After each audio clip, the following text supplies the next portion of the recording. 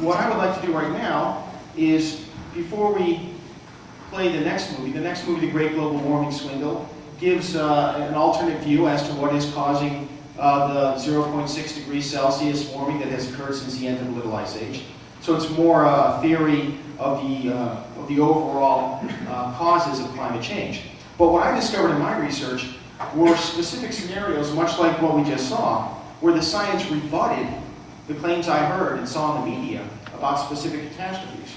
And the movie we just saw calls to mind what I discovered then. Many of these assertions were in the news then, and the science has contradicted them to this day. So I'd just like to discuss a few of them right now so you understand what the science really does say.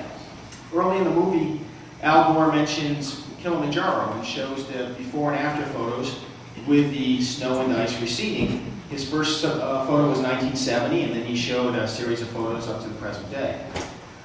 What Mr. Gore did not show were photos that exist going as far back as the middle 1800s. And the glacier back then was far more extensive than it was in 1970, far more extensive than it was in 1940 or 1900.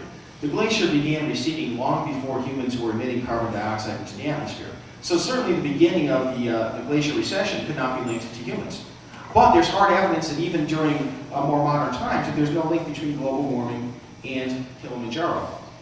On November 24th, 2003, Nature magazine, on their online website, posted an article about the topic, and here's what the scientists that reported in Nature reported. Quote, although it's tempting to blame the ice loss on global warming, researchers think that deforestation of the mountain's foothills is the more likely culprit.